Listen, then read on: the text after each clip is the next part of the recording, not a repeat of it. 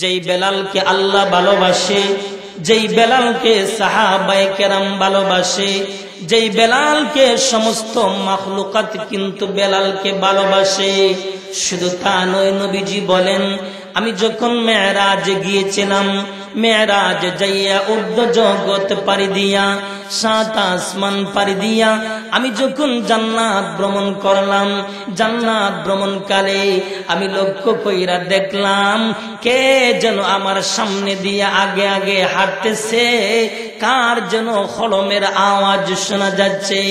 নবীজি বলেন, আমি জিব্রাইলকে জিজ্ঞাসা করলাম, ও জিব্রাইল, কার যেন খড়মের আওয়াজ শোনা যায়, কার যেন জুতার আওয়াজ শোনা যায়? জিব্রাইল বলেন, নবী গো, উনি তো আপনার কালো সাহাবী হযরতে বেলাল রাদিয়াল্লাহু আনহু। সুবহানাল্লাহ। এই বেলাল নবীজির এমন আশিক ছিলেন, এই বেলালকে সমস্ত মাখলুকাত কিন্তু বেলালকে ভালোবাসতো। যেই বেলালকে আল্লাহ ভালোবাসে, যেই বেলালকে রাসূল ভালোবাসে, আর ওই বেলাল নবীজিকে কেমন ভাবে ভালোবাসতেন, মহব্বত করতেন। আল্লাহর রাসূল ইন্তেকালের পর বেলাল মসজিদে নববীর মুয়াজ্জিনের পদ ছেড়ে দেন, আজান দেওয়া বন্ধ কইরা দেন। সাহাবায়ে কেরাম বলেন, বেলাল রে, তুমি কেন আজান দেও না? বেলাল বলে, আমি আজান দিতে পারবো না। সাহাবায়ে কেরাম বলেন, আরে বেলাল, কেন তুমি আজান দিতে পারবা না? বেলাল বলেন, ও নবীর সাহাবীরা, শুনো রে,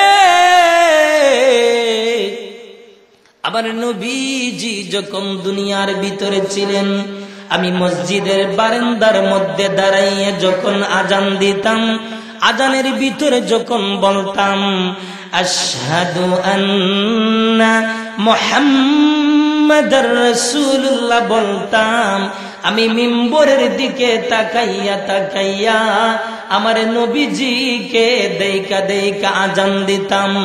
এখন যখন আমি আজান দেই, মসজিদের বারান্দার মধ্যে দাঁড়াইয়ে আজান দেই, আজানের ভিতরে যখন বলি আশহাদু আন্না মুহাম্মাদার রাসূলুল্লাহ বলি, আমি মিম্বরের দিকে তাকাইয়া দেখি আমার নবীজিকে দেখা যায় না।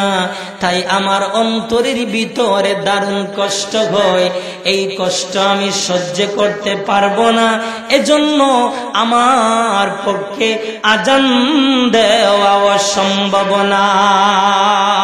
সুবহানাল্লাহ। চিন্তা করুন, সাহাবায়ে কেরাম নবীর কতটুকু প্রেমিক ছিলেন, কতটুকু ভালোবাসা পাত্র ছিলেন নবীজি। এজন্য আমরাও সেই নবীকে ভালোবাসতে হবে, সেই নবীকে মহব্বত করতে হবে। জীবনের চাইতে, প্রাণের চাইতে, সব কিছুর চাইতে নবীকে ভালোবাসতে হবে, নবীকে মহব্বত করতে হবে। শুধু তা নয়, সৃষ্টি জীবের মধ্যে একমাত্র রাসূল সাল্লাল্লাহু আলাইহি ওয়াসাল্লামই আমাদের ভালোবাসা পাওয়ার পরিপূর্ণ হকদার। একজন মানুষ আরেকজন মানুষকে ভালোবাসে, মহব্বত করে সাধারণত চারটি কারণে।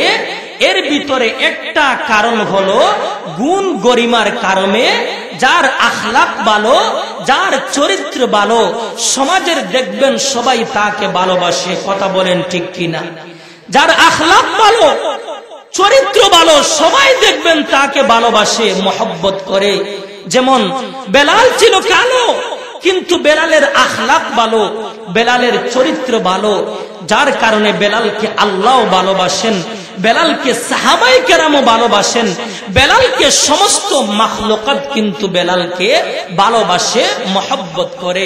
2 নম্বর কারণ হলো দয়া বা অনুগ্রহের কারণে একজন মানুষ আরেকজন মানুষকে ভালোবাসে, মহব্বত করে। আপনি যদি একজনকে দয়া করেন, অনুগ্রহ করেন, সাহায্য করেন, হয়তো হাত দিয়া, হয়তো জবান দিয়া, হয়তো টাকা দিয়া, যে যেভাবে সাহায্য করো, তখন দেখবেন তোমাকে সবাই ভালোবাসে, মহব্বত করে। কোন কোন কারণে তুমি আরেকজনের প্রতি দয়া করছো, অনুগ্রহ করছো, এর কারণে। 3 নম্বর কারণ হলো আত্মীয়তার সাথে সম্পর্ক থাকার কারণে একজন মানুষ আরেকজন মানুষকে ভালোবাসে, মহব্বত করে। তোমার আত্মীয়তার সাথে সম্পর্ক যদি ভালো হয় সবাই দেখবেন ভালোবাসে, আর আত্মীয়তার সাথে সম্পর্ক যখন বিচ্ছিন্ন হয়ে যাবে, সম্পর্ক যখন খারাপ হয়ে যাবে, সমাজের সব শ্রেণী দেখবেন তোমাকে খারাপ ভাবে, মন্দ ভাববে। কিন্তু আত্মীয়তার সাথে যদি সম্পর্কটা ভালো থাকে তাহলে দেখবেন সবাই তোমাকে ভালোবাসে, মহব্বত করে। 4 নম্বর যেই কারণ হলো রূপ সৌন্দর্যের কারণে একজন মানুষ আরেকজন মানুষকে ভালোবাসে, মহব্বত করে। আমার ভাইরা, সমাজের অনেক ব্যক্তি আছে দেখবেন যার চেহারা বারো, যার চেহারা উজ্জ্বল, যার চেহারা ফর্সা, দেখবেন তাকে সবাই কিন্তু ভালোবাসে, মহব্বত করে। কোন কারণে? তার বাহ্যিক সুরতটা দেইকা, বাহ্যিক চেহারা দেইকা, চেহারাটা ফর্সা দেইকা তাকে ভালোবাসে, মহব্বত করে। তোমাদের অন্তরের ভিতরে যদি আল্লাহর প্রেম থাকে, তোমাদের অন্তরের ভিতরে যদি আল্লাহর মহব্বত থাকে, আল্লাহর ভালোবাসা থাকে, তাহলে ফাত্তাবিউনি, নবী মুহাম্মদের ইত্তেবা করো, নবীর অনুসরণ করো, নবীর সুন্নাহ অনুযায়ী জীবন যাপন গঠন করো, নবীজির তরিকা অনুযায়ী জীবন যাপন পরিচালনা করো। তাহলে কি হবে? ইউহিব্বুকুমুল্লাহ, আমি আল্লাহ তোমাদেরকে ভালোবাসবো, আমি আল্লাহ তোমাদেরকে মহব্বত করব। শুধু তা নয়, আল্লাহ বলেন ওয়াগফির লাকুম যুনুবাকুম, আমি আল্লাহ তোমাদের সমস্ত জিন্দেগীর গুনাহগুলোকে মাফ কইরা দেব। জোরে কন্না সুবহানাল্লাহ। তাহলে কি বোঝা যায়?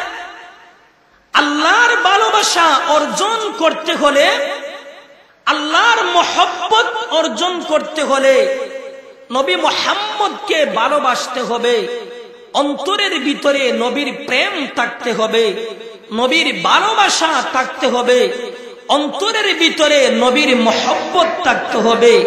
আর যে যত বেশি নবীকে ভালোবাসবেন, নবীকে মহব্বত করবেন, মহান আল্লাহ কিন্তু তাকে তত বেশি ভালোবাসবেন, মহব্বত করবেন। জোরে কন্না সুবহানাল্লাহ।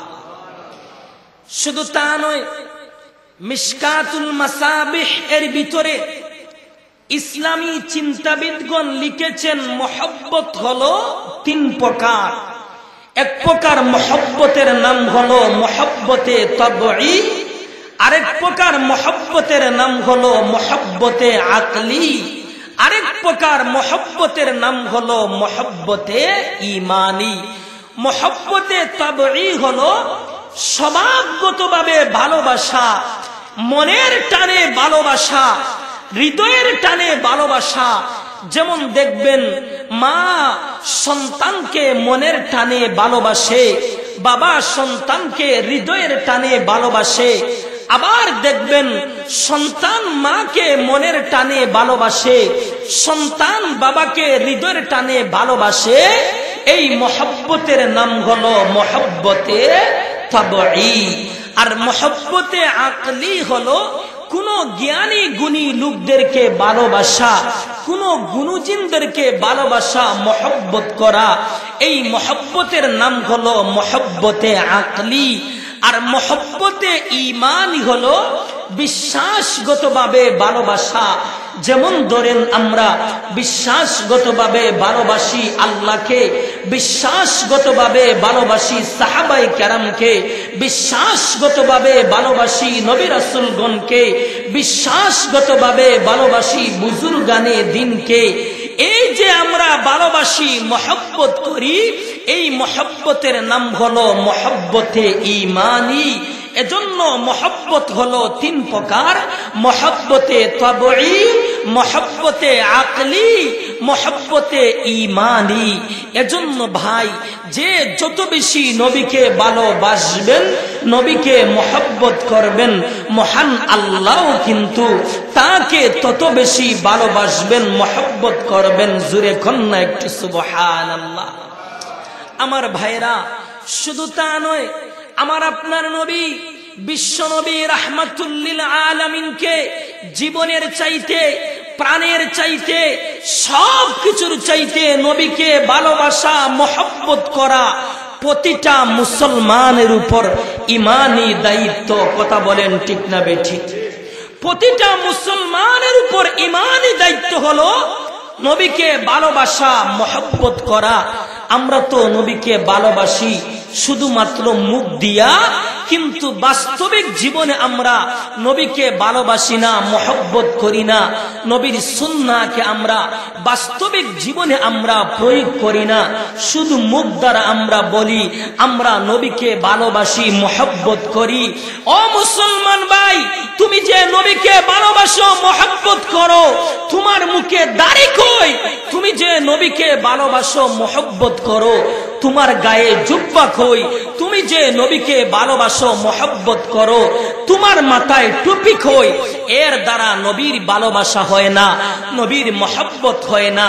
নবীকে যদি ভালোবাসো, নবীকে যদি মহব্বত করো, নবীর সুন্নাহকে ভালোবাসো, নবীর সুন্নাহকে মহব্বত করো, নবীর সুন্নাহকে বাস্তবিক জীবনে প্রয়োগ করো, তারাই নবীর সুন্নাহকে বাস্তবিক জীবনে প্রয়োগ করবে। রাসূল বলেন তারাই আমার সঙ্গে আল্লাহর তৈরি জান্নাতের ভিতরে প্রবেশ করবে। জোরে কন্না সুবহানাল্লাহ। শুধু তা নয়, আর তুমি ততক্ষণ পর্যন্ত প্রকৃত ঈমানদার বা প্রকৃত মুমিন হতে পারবা না যতক্ষণ পর্যন্ত তোমার প্রাণের চাইতে, বিবি বাচ্চার চাইতে, সম্পদের চাইতে, বাড়ি গাড়ির চাইতে, সব কিছুর চাইতে নবীকে যদি ভালো না বাসো, নবীকে যদি মহব্বত না করো, তাহলে তুমি প্রকৃত ঈমানদার হতে পারবা না। তাহলে কি বোঝা যায়? প্রকৃত ঈমানদার হতে হলে, প্রকৃত মুমিন হতে হলে নবীকে ভালোবাসতে হবে এমন ভাবে তোমার জীবনের চাইতে, আত্মার চাইতে, সব কিছুর চাইতে নবীকে ভালোবাসতে হবে, মহব্বত করতে হবে। আসুন, এজন্য আল্লাহর রাসূল হাদিসের ভিতরে আমার নবীজি বর্ণনা করছে। قال النبي صلى الله عليه وسلم لا يؤمن أحدكم حتى أكون أحب إليه من والدي وولده والناس أجمعين। আল্লাহর রাসূল বলেন, এ আমার মায়ের উম্মতেরা, তোমরা ততক্ষণ পর্যন্ত প্রকৃত ঈমানদার বা প্রকৃত মুমিন হতে পারবা না যতক্ষণ পর্যন্ত তোমার জীবনের চাইতে, তোমার আচার চাইতে, সব কিছুর চাইতে নবীকে যদি ভালো না বাসো, নবীকে যদি মহব্বত না করো, তাহলে তুমি প্রকৃত ঈমানদার বা প্রকৃত মুমিন হতে পারবা না। শুধু মুখ দ্বারা বললেই চলবে না নবীকে ভালোবাসি, মহব্বত করি। আরে মুসলমান, তুমি যে নবীকে ভালোবাসো, মহব্বত করো, তাহলে তোমার মুখে দাড়ি কই? তুমি যে নবীকে ভালোবাসো, মহব্বত করো, তোমার গায়ে জুব্বা কই? তুমি যে নবীকে ভালোবাসো, মহব্বত করো, তোমার মাথায় টুপি কই? এর দ্বারা নবীর ভালোবাসা হয় না। নবীকে যদি মহব্বত করো, ভালোবাসো, নবীর সুন্নাহকে ভালোবাসতে হবে, নবীর সুন্নাহ অনুযায়ী জীবন যাপন গঠন করতে হবে। যারাই নবীর সুন্নাহ অনুযায়ী জীবন যাপন গঠন করবে, রাসূল বলেন তারাই আমার সঙ্গে আল্লাহর তৈরি জান্নাতের ভিতরে প্রবেশ করবে। জোরে কন্না সুবহানাল্লাহ। এজন্য রাসূল বলেন, মান আহাব্বা সুন্নতি ফাকাদ আহাব্বানি ওয়া মান আহাব্বানি কানা মাই ফিল জান্নাহ। রাসূল বলেন, যারা আমার সুন্নাহকে ভালোবাসলো সে যেন আমাকে ভালোবাসলো, আর যারা আমাকে ভালোবাসলো তারাই আমার সঙ্গে আল্লাহর তৈরি জান্নাতের ভিতরে ঢুকবে। জোরে কন্যা সুবহানাল্লাহ। এ মুসলমান ভাই, তাহলে বোঝা যায় নবীর সুন্নাহকে যদি ভালোবাসো নবীর সঙ্গে জান্নাতের ভিতরে ঢুকবা, জান্নাতের ভিতরে প্রবেশ করবা। এজন্য নবীর সুন্নাহকে ভালোবাসবা, নবীর সুন্নাহ অনুযায়ী জীবন যাপন গঠন করবেন, নবীজির তরিকা অনুযায়ী জীবন যাপন গঠন করবেন। শুধু তা নয়, নবীর সাহাবী ওমর বলেন, ইয়া রাসূলুল্লাহ, ইয়া হাবিবাল্লাহ, ওগো নবীজি, আমি আপনাকে ভালোবাসি, মহব্বত করি, তবে আমার আত্মা ব্যতীত, আমার জীবন ব্যতীত। রাসূল বলেন, ওরে ওমর, তোমার আত্মার চাইতে, জীবনের চাইতে, সব কিছুর চাইতে আমি নবীকে ভালোবাসতে হবে, আমি নবীকে মহব্বত করতে হবে। নবীর সাহাবী ওমর বলেন, ইয়া রাসূলুল্লাহ, ইয়া হাবিবাল্লাহ, ওগো নবীজি, এখন আমি আপনাকে ভালোবাসি, মহব্বত করি, আমার জীবনের চাইতে, আমার সব কিছুর চাইতে আমি আপনাকে ভালোবাসি, মহব্বত করি।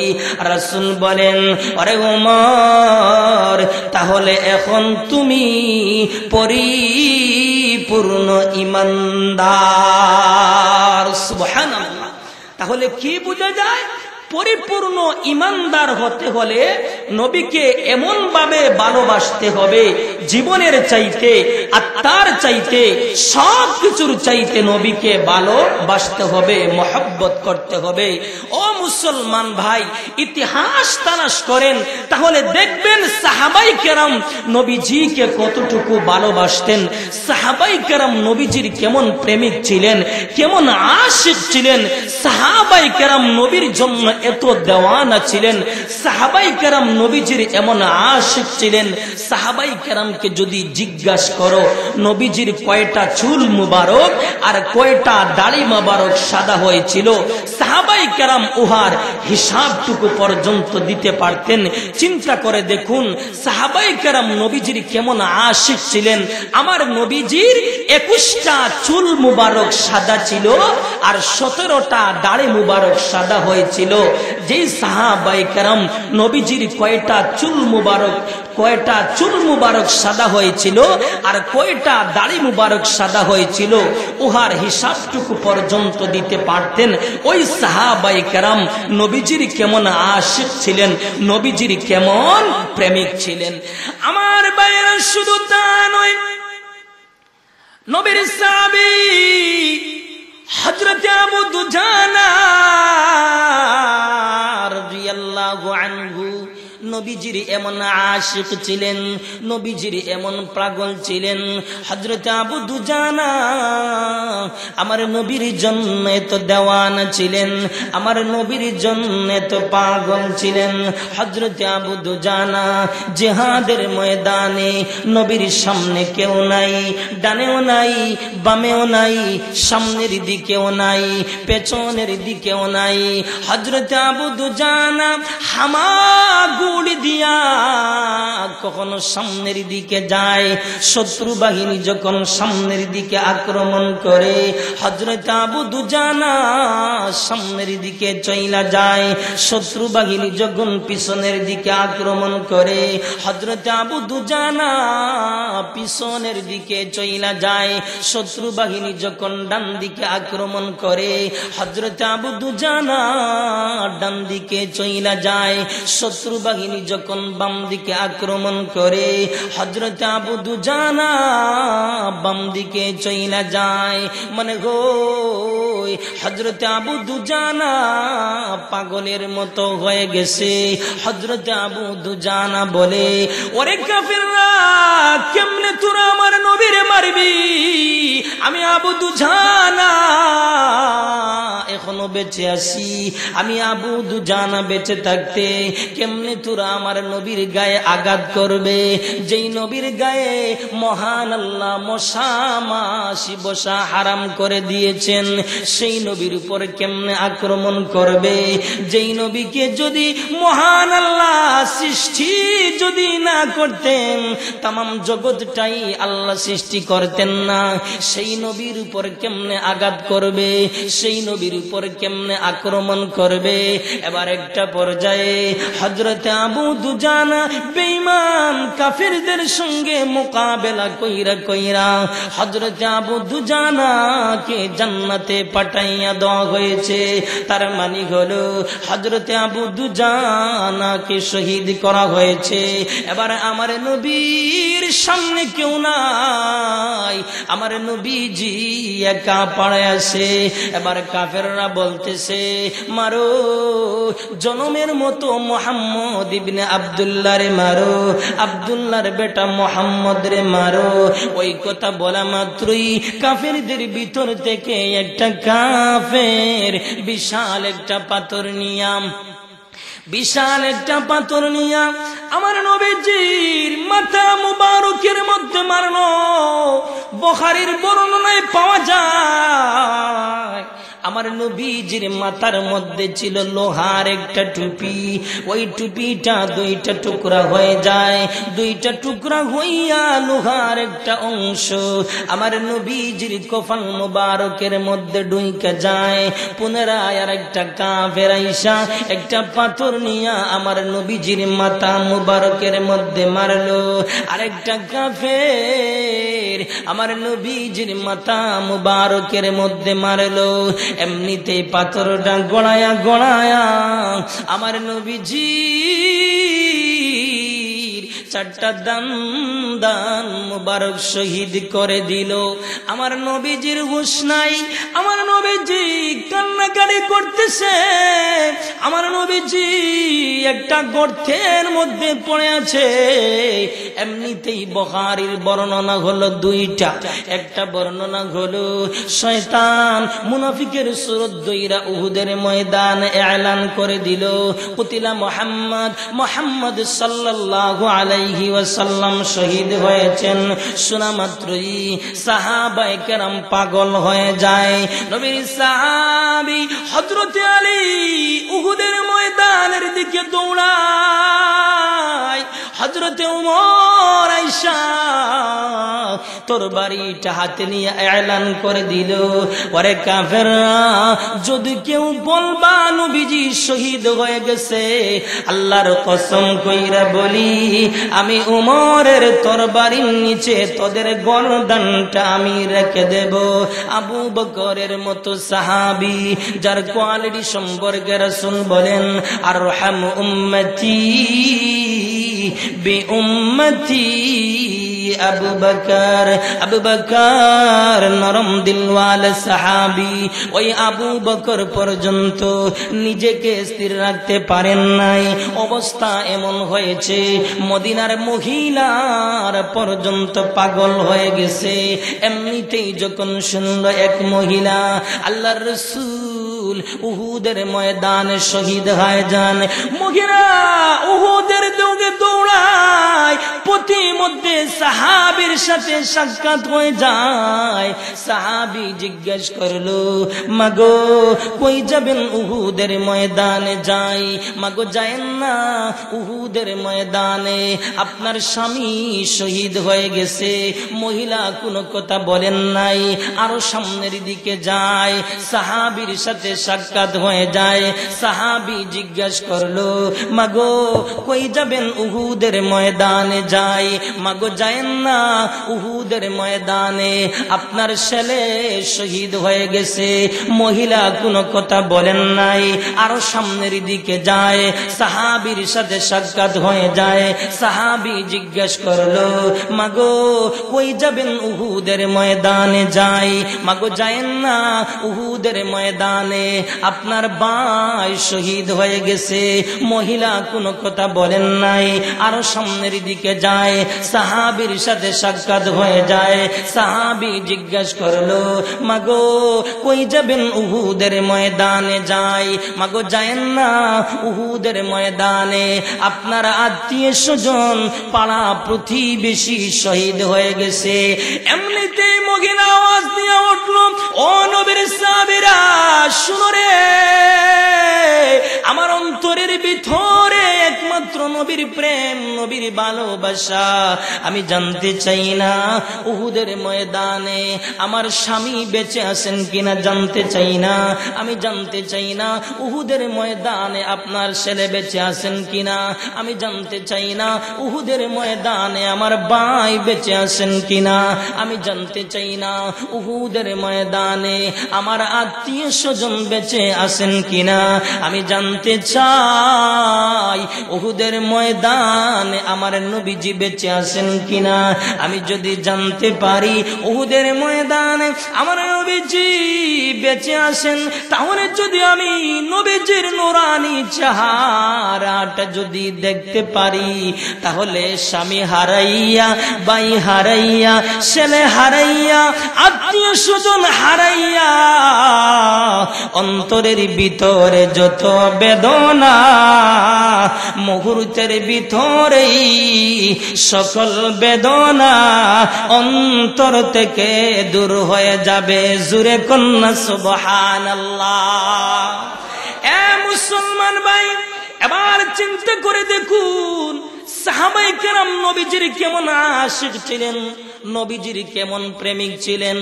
তো বলতেছিলাম হযরতে আলী উহুদের ময়দানে দৌড়াদৌড়ি করে হঠাৎ করে তাকাইয়া দেখে আমার নবীজির নূরানি চেহারাটা দেখা যায়। হযরতে আলী আমার নবীর সামনে চলে যায়। আমার নবীর সামনে যাওয়ার পর দেখা যায় আমার নবীজির মুখটা একটু নড়াচড়া করতেছে।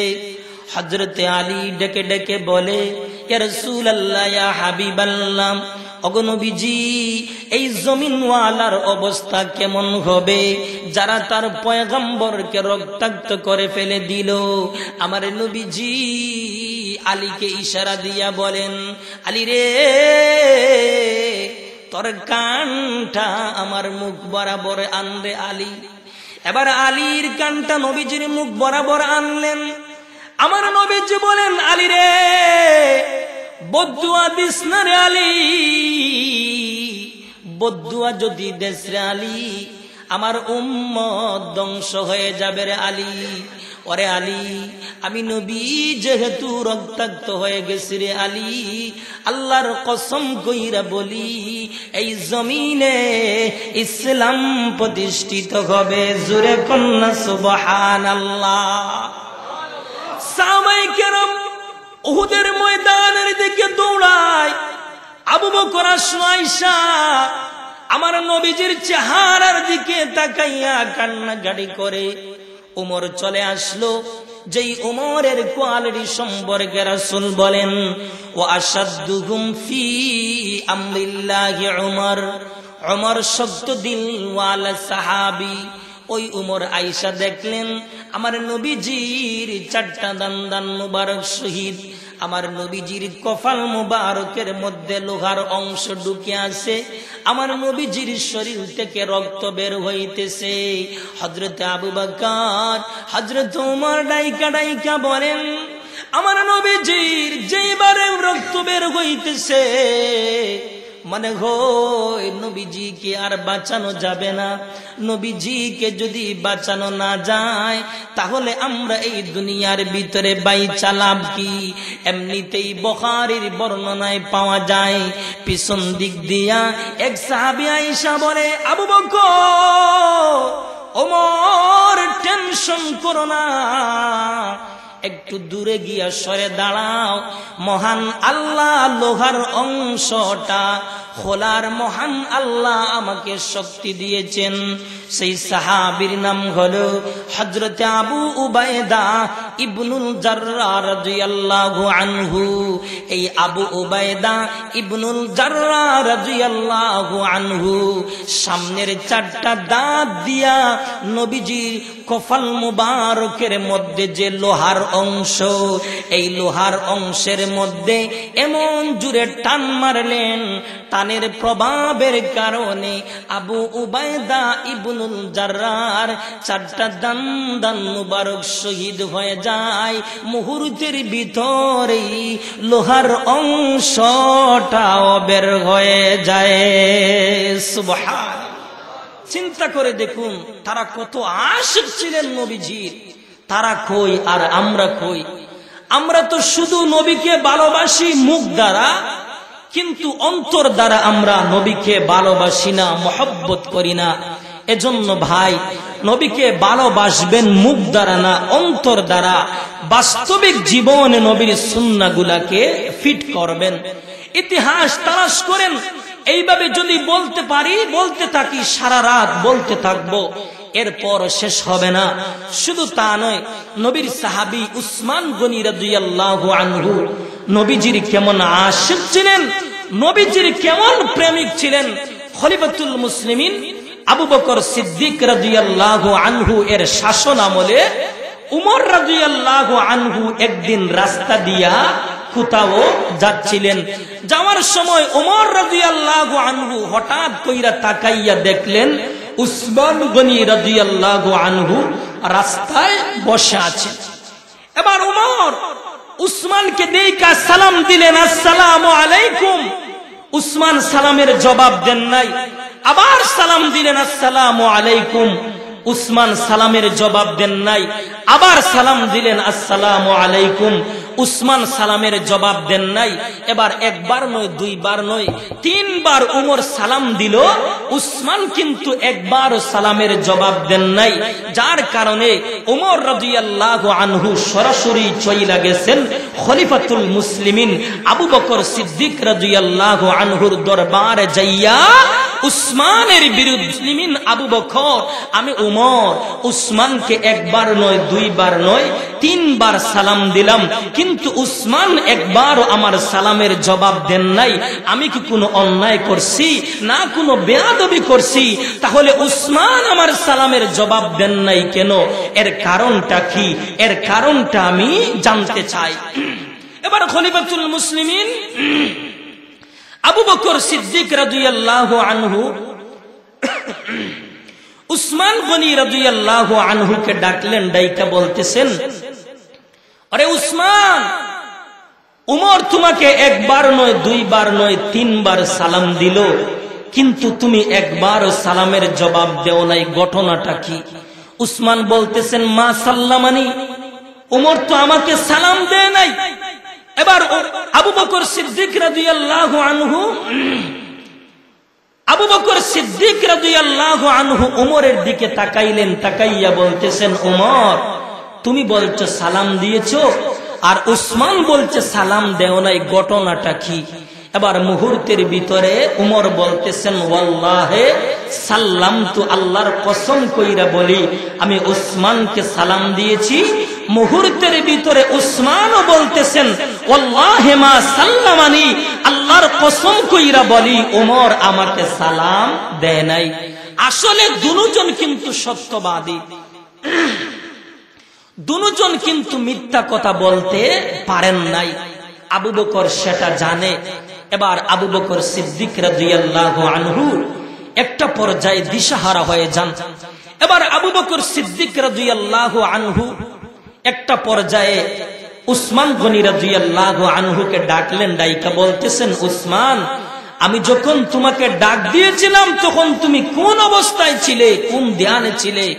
উসমান বলতেছেন, খলিফাতুল মুসলিমিন আবু বকর, আপনি দুঃখের মাত্রাটা আপনি আরো বাড়াইয়া দিলেন। আমি যখন আমার ঘর থেকে বের হয়েছিলাম, হঠাৎ কইরা আমার নবীর কথা স্মরণ হয়ে যায়। নবীর সাথে কেমনে নামাজ পড়ছি, কেমনে নবীর সাথে চলাফেরা করছি, কেমনে নবীর তেলাওয়াত শুনছি, কেমনে নবীর সাথে খাওয়া দাওয়া করছি, এই নবীজির সমস্ত স্মৃতিগুলা আমার সামনে বাইসা উঠে, যার কারণে আমি নবীজির স্মৃতিগুলো নিয়া ভাবতে ভাবতে দিশাহারা হইয়া আমি মাটিতে পইলা যাই। এবার আবু বকর বুঝলেন আসল ঘটনা তো ওই জায়গায়। চিন্তা করুন, উসমান নবীজিকে কতটুকু ভালোবাসেন, মহব্বত করেন। নবীজির যে স্মৃতি আছে, নবীর সাথে কেমনে খাওয়া দাওয়া করছেন, কেমনে চলাফেরা করছেন, এই স্মৃতিগুলো নিয়া ভাবতে ভাবতে দিশাহারা হইয়া মাটিতে পড়ে যান।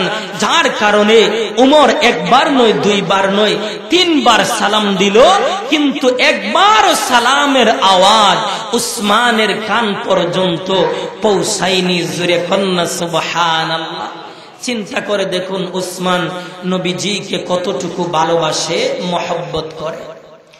শুধু তা নয়, নবীর সাহাবী হযরত আব্দুল্লাহ ইবনে যায়েদ ইবনে আবদে রাব্বিহি রাদিয়াল্লাহু আনহু নবীজির এমন আশিক ছিলেন, নবীজিকে এমন ভাবে ভালোবাসতেন, মহব্বত করতেন।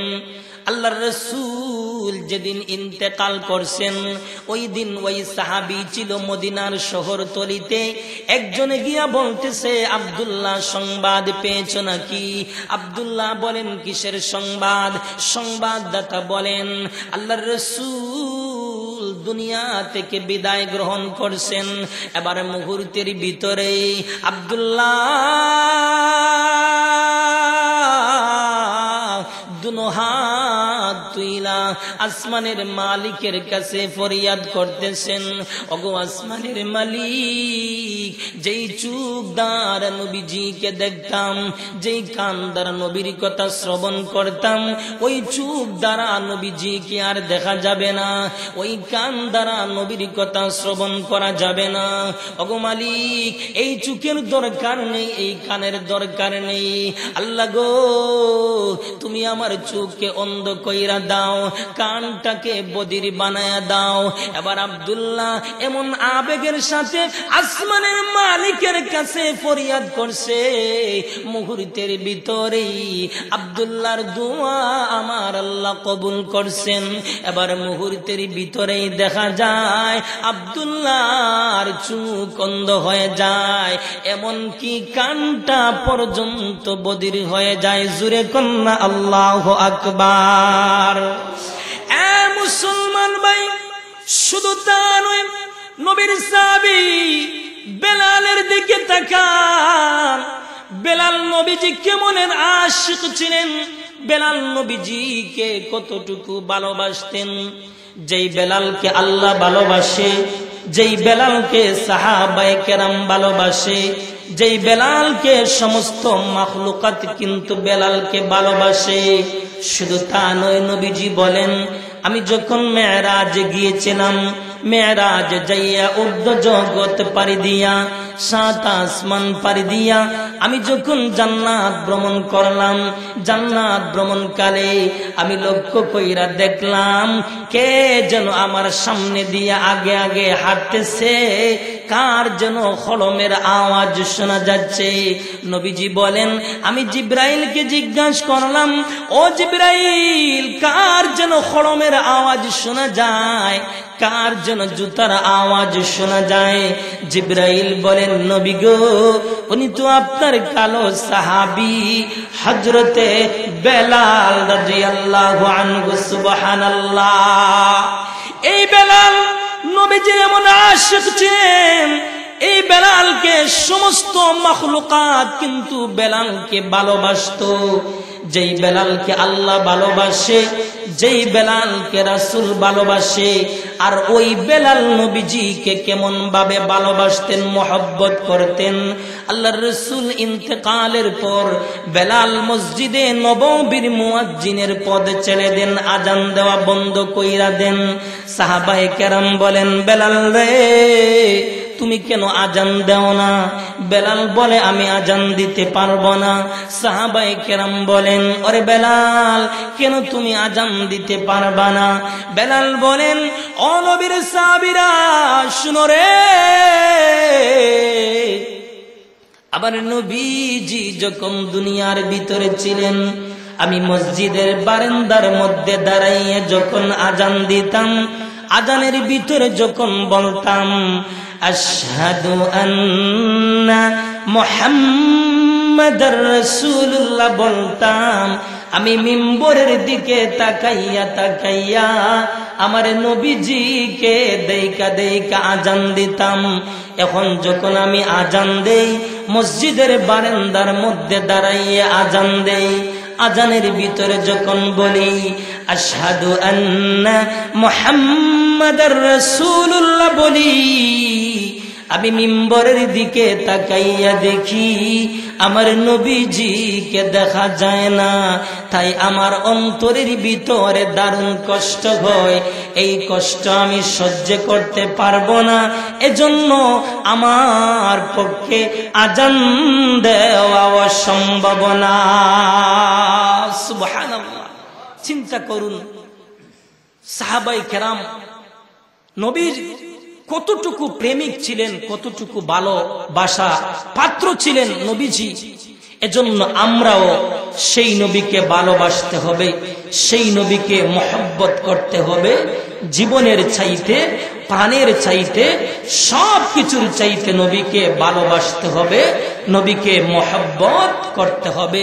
শুধু তা নয়, সৃষ্টি জীবের মধ্যে একমাত্র রাসূল সাল্লাল্লাহু আলাইহি ওয়াসাল্লামই আমাদের ভালোবাসা পাওয়ার পরিপূর্ণ হকদার। একজন মানুষ আরেকজন মানুষকে ভালোবাসে, মহব্বত করে সাধারণত 4টি কারণে। এর ভিতরে একটা কারণ হলো গুণ গরিমার কারণে। যার আখলাক ভালো, যার চরিত্র ভালো, সমাজের দেখবেন সবাই তাকে ভালোবাসে। কথা বলেন ঠিক কিনা? যার আখলাক ভালো, চরিত্র ভালো, সবাই দেখবেন তাকে ভালোবাসে, মহব্বত করে। যেমন বেলাল ছিল কালো, কিন্তু বেলালের আখলাক ভালো, বেলালের চরিত্র ভালো, যার কারণে বেলালকে আল্লাহ ভালোবাসেন, বেলালকে সাহাবায়ে কেরামও ভালোবাসেন, বেলালকে সমস্ত মাখলুকাত কিন্তু বেলালকে ভালোবাসে, মহব্বত করে। 2 নম্বর কারণ হলো দয়া বা অনুগ্রহের কারণে একজন মানুষ আরেকজন মানুষকে ভালোবাসে, মহব্বত করে। আপনি যদি একজনকে দয়া করেন, অনুগ্রহ করেন, সাহায্য করেন, হয়তো হাত দিয়া, হয়তো জবান দিয়া, হয়তো টাকা দিয়া, যে যেভাবে সাহায্য করো, তখন দেখবেন তোমাকে সবাই ভালোবাসে, মহব্বত করে। কোন কারণে? তুমি আরেকজনের প্রতি দয়া করছো, অনুগ্রহ করছো, এর কারণে। 3 নম্বর কারণ হলো আত্মীয়তার সাথে সম্পর্ক থাকার কারণে একজন মানুষ আরেকজন মানুষকে ভালোবাসে, মহব্বত করে। তোমার আত্মীয়তার সাথে সম্পর্ক যদি ভালো হয়, সবাই দেখবেন ভালোবাসে। আর আত্মীয়তার সাথে সম্পর্ক যখন বিচ্ছিন্ন হয়ে যাবে, সম্পর্ক যখন খারাপ হয়ে যাবে, সমাজের সব শ্রেণী দেখবেন তোমাকে খারাপ ভাবে, মন্দ ভাববে।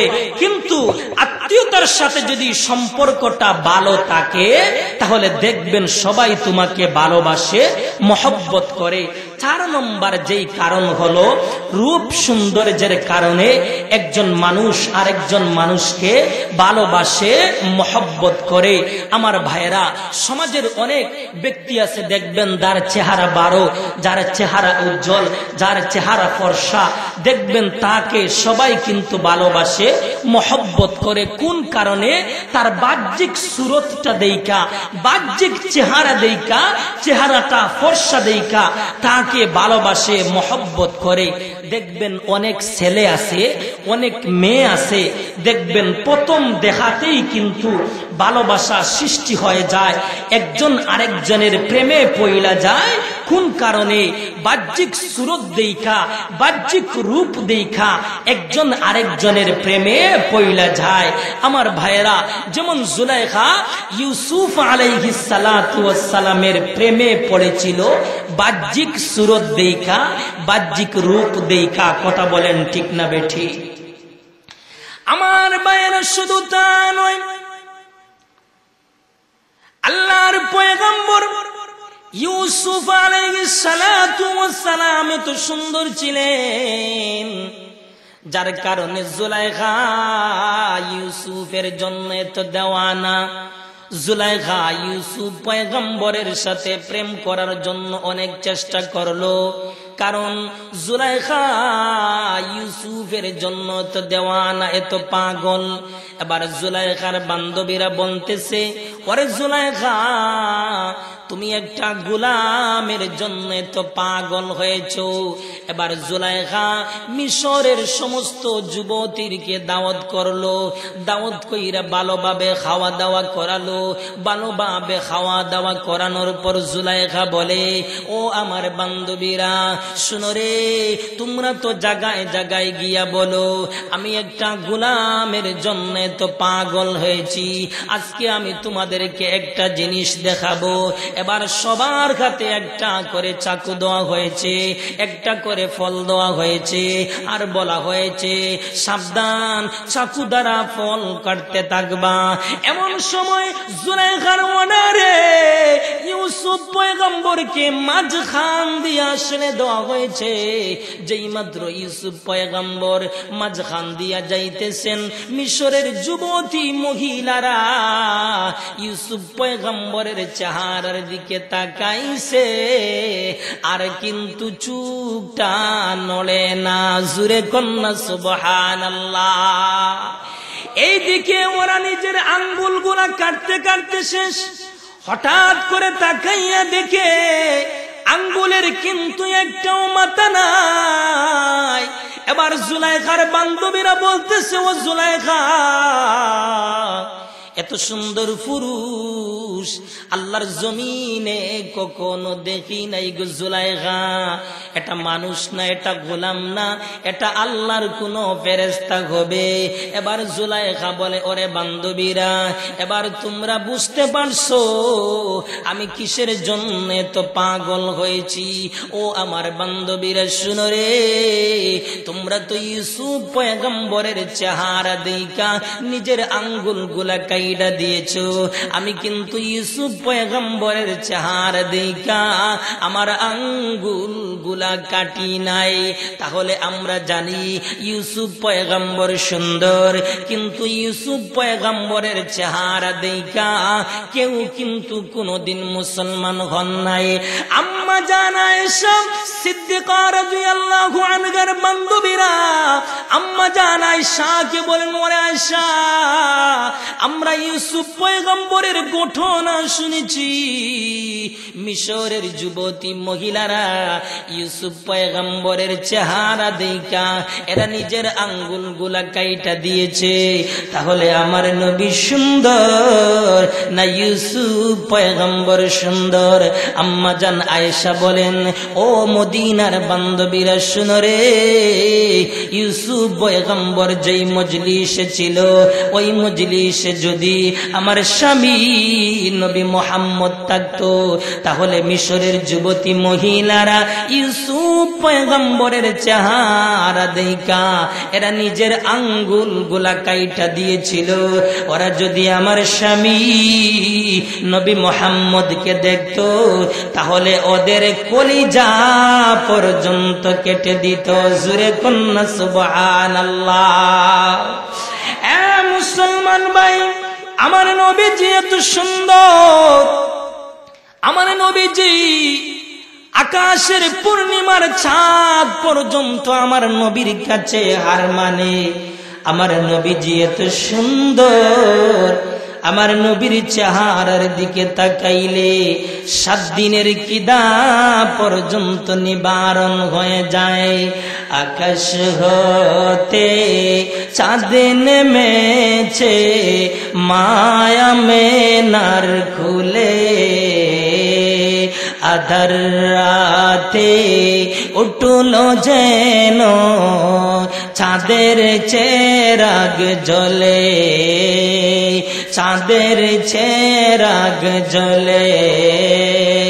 আকাশ হতে চাঁদ নেমেছে মায়া মেনার খুলে আধার রাতে উঠল যেন চাঁদের চেরাগ জ্বলে চাঁদের চেরাগ জ্বলে গুলশানে আজ বুলবুলিরা গুলশানে আজ বুলবুলিরা গাইছে শিরিন কালাম তমাম জাহান নবীর তরে তমাম জাহান নবীর তরে জানাই লাখো সালাম জানাই লাখো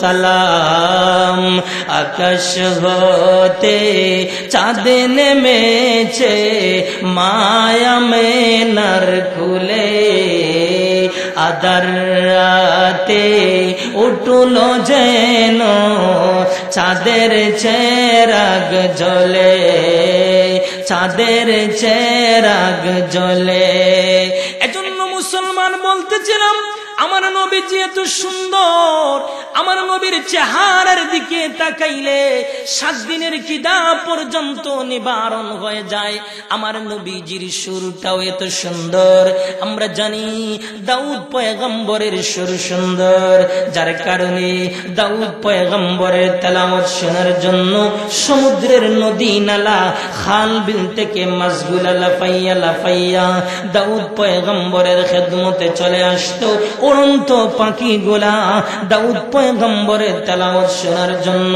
দাউদ পয়গম্বরের খেদমতে চলে আসতো কিন্তু আমার নবীর সুর দাউদের চাইতে কোটি কোটি গুণ হাজার গুণ বেশি সুন্দর সুবহানাল্লাহ সমস্ত পয়গম্বরকে মহান আল্লাহ যা দিয়েছেন আমার নবী আপনার নবী বিশ্ব নবী মুহাম্মদুর রাসূলুল্লাহ সাল্লাল্লাহু আলাইহি ওয়াসাল্লামকে একাই তা দিয়েছেন জুরে কন্না সুবহানাল্লাহ এজন্য বলতেছিলাম সৃষ্টি জীবের মধ্যে একমাত্র রাসূল সাল্লাল্লাহু আলাইহি ওয়াসাল্লামই আমাদের ভালোবাসা পাওয়ার পরিপূর্ণ হকদার এজন্য বলতেছিলাম একজন মানুষ আরেকজন মানুষকে ভালোবাসে মহব্বত করে সাধারণত 4টি কারণে এর ভিতরে একটা কারণ হলো আপনার গুণ গরিমার কারণে 2 নম্বর কারণ হলো দয়া বা অনুগ্রহের কারণে 3 নম্বর কারণ হলো আত্মীয়তার সাথে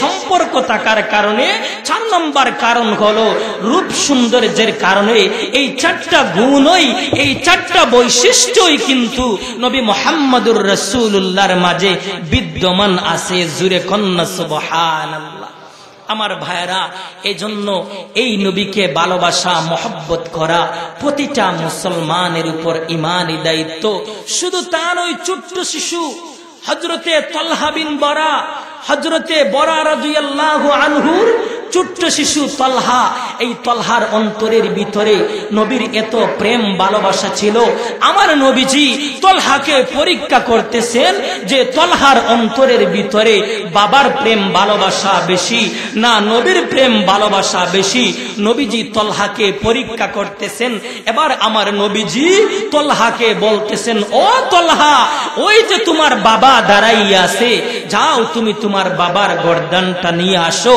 মুহূর্তের ভিতরেই তালহা তরবারি নিয়া বাবার গর্দান আনার জন্য রেডি হয়ে যান আমার নবীজি বলেন ও তালহা দাঁড়াও আমি তোমাকে পরীক্ষা করতেছিলাম তোমার অন্তরের ভিতরে আমার প্রেম ভালোবাসা বেশি না তোমার বাবার ভালোবাসা বেশি আমাকে বেশি মহব্বত করো না তোমার বাবাকে বেশি মহব্বত করো তুমি পরীক্ষার ভিতরে ফাঁস তোমার অন্তরের ভিতরে আমার প্রেম ভালোবাসা বেশি ও তালহা আমি নবীজি দুনিয়ার ভিতরে আসি নাই, আমি নবীজি দুনিয়ার ভিতরে আসি নাই সন্তান দিয়া বাবার গর্দান আনার জন্য। আমি নবী দুনিয়ার ভিতরে এসেছি হারানো সন্তানটাকে মা বাবার কুলে ফিরিয়ে দেওয়ার জন্য। এবার তলহা রাদিয়াল্লাহু আনহু বাবার সাথে বাড়িতে চইলা গেছেন। বাড়িতে চলে যাওয়ার পর এমন অসুস্থ হয়ে পড়ছেন, মনে হয় তলহা আর বাঁচবেন না। এবার নবীজি যখন খবরটা শুনলেন, নবীজি যখন শুনলেন আশিকটার অবস্থা খুবই খারাপ, এবার নবীজি তলহার বাড়িতে আসলেন। আয়েশা দেখলেন আসলেই তলহার অবস্থা খুবই খারাপ, তলহার মরণাপন্ন অবস্থায়। এবার নবীজি তলহার বাবাকে বলতেছেন, ও তলহার বাবা, আমার আশিকটার যদি মরণ হয়ে যায়, আমি নবীকে তুমি খবর দিবা, আমি নবী নিজে তার জানাজার নামাজ পড়াবো, কাফন দাফানোর ব্যবস্থা করব। নবীজি চইলা যান। কিছুদিন পর তলহার মরণ হয়ে যায়। এবার কাফন দাফন সবগুলা শেষ। আমার নবীজি যখন খবর শুনলেন, নবীজি খবর শুইনা তলহার বাড়িতে আসলেন। আয়েশা কবর জিয়ারত করলেন।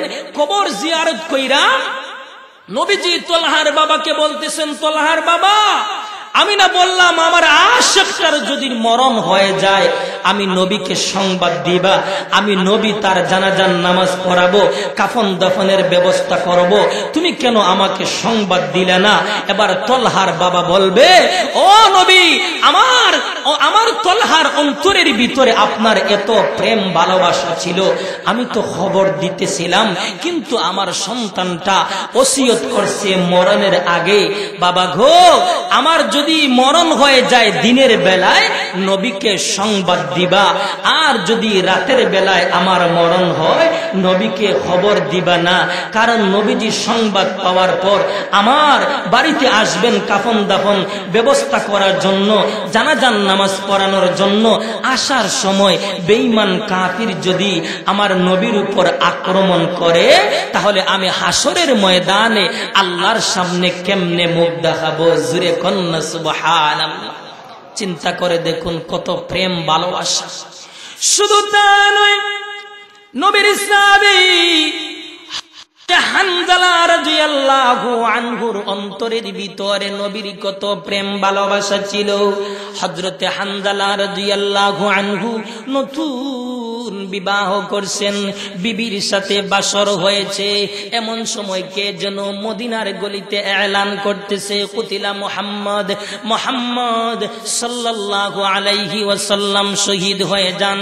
শোনা মাত্রই হযরতে হানজালা রাদিয়াল্লাহু আনহু তরবারিটা হাতে নিয়ে বিবিকে বলতেছে, বিবি গো, কে যেন মদিনার গলিতে এলান করতেছে, কুতিলা মুহাম্মদ, মুহাম্মদ সাল্লাল্লাহু আলাইহি ওয়াসাল্লাম শহীদ হয়েছেন। ওগো বিবি, আমি উহুদের ময়দানে যাব। এবার হানজালার বিবি বলতেছে, ওগো আমার প্রাণের স্বামী, আপনি উহুদের ময়দানে যান, আমার কোনো সমস্যা নেই, কিন্তু আপনার উপর গোসল ফরজ, আপনি গোসল করেন, তারপর আপনি উহুদের ময়দানে যান। হানজালা বলেন, ওগো বিবি, আমি কার জন্য গোসল করব? আমার নবীজি উহুদের ময়দানে শহীদ, আমি হানজালা কার জন্য গোসল করব?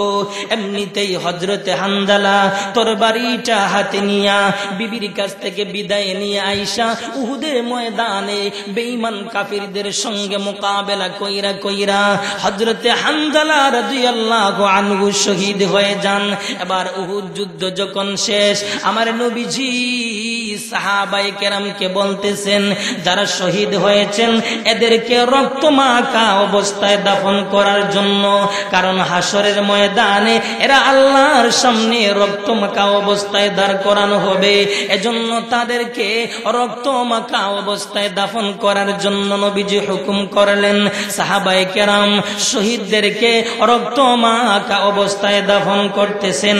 এমনিতেই পিছন দিক দিয়া এক মহিলা আয়েশা বলে, ওগো নবীজি, আমি আপনার সাহাবী হানজালার বিবি, ওগো নবীজি, আমার স্বামীর অন্তরের ভিতরে আপনার এত প্রেম ভালোবাসা ছিল, আমার নতুন বিবাহ হয়েছে, আমার সাথে আমার স্বামীর বাসর হয়েছে, এমন সময় কে যেন মদিনার গলিতে এলান করতেছে, কুতিলা মুহাম্মদ সাল্লাল্লাহু আলাইহি ওয়াসাল্লাম শহীদ হয়েছেন। শোনা মাত্রই আমার স্বামী হানজালা তরবারি নিয়ে আয়েশা উহুদের ময়দানে শহীদ হয়ে যান। নবী গো, আমার স্বামীর উপর গোসল ফরজ। ওগো নবীজি, আপনি সকলকে বিনা গোসলে দাফন করবেন গো নবী, কিন্তু আমার স্বামী হানজালাকে আপনি বিনা গোসলে দাফন করাবেন না। আমার নবীজি সাহাবায়ে কেরামকে বলেন, ও সাহাবীরা শুনো রে, তাড়াতাড়ি যাও, আমার হানজালার লাশটা কই, তাড়াতাড়ি দেখো। এবার সাহাবায়ে কেরাম উহুদের ময়দানে তালাশ করতেছেন, জীবিতদের ভিতরেও নাই, শহীদদের ভিতরেও নাই।